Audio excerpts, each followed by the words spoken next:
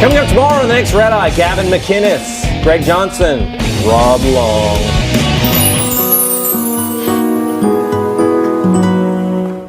Be nice or beware.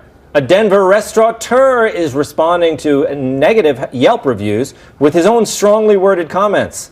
When a 74-year-old woman complained about decaf options, among other things, at One Fold Restaurant, Mark Neary, the owner, replied, quote, "I have grandparents that are much older than you, and they would never resort to using their age as an excuse to act like an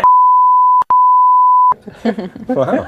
And when another reviewer promised she'd never recommend One Fold to her friends, he commented, P.S. Not recommending this place to your friends is purely hypothetical situation. First, you will probably need friends. Second, you will have to be likable enough for them to visit you in Denver. I hope we can survive without your theoretical friends visiting our establishments."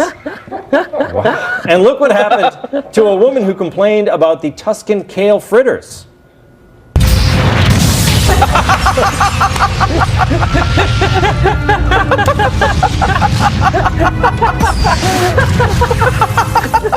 Wow. That's really funny. Nathan, would you eat at this place? Yes, I love this, man. I love the whole idea of this. It shouldn't be, Yelp should not be a one-way street.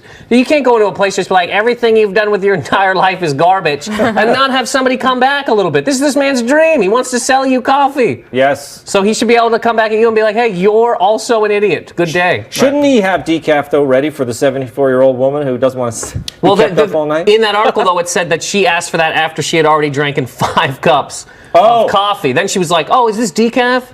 And then she wanted to switch. And then he was like, look, if you don't know what coffee is at 74, why don't you eat it, lady? Yeah, okay. Liz, is this guy just getting ready for Trump's America? No,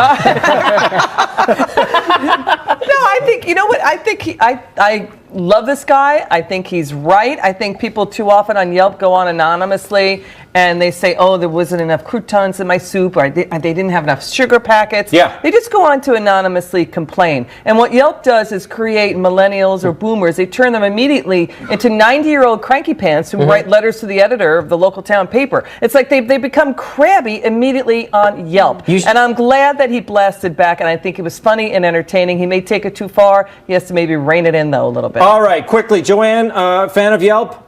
I don't use it, but I like to read reviews before I go out to eat. You do, so you use it. I do, but I don't know. I like to try new things. So. Isn't it the ninnies, though, that get on there? I think it's the most picky people. Yeah, well, I know as a stand-up comedian, Nathan's also stand-up, you're a stand-up comedian, the only thing I've ever seen is like a drunk heckler leaving when they get kicked out and they're like, I'm gonna Yelp about you. So like, that's who I think a lot of them are. The free market's so beautiful. Now everyone knows. Good night!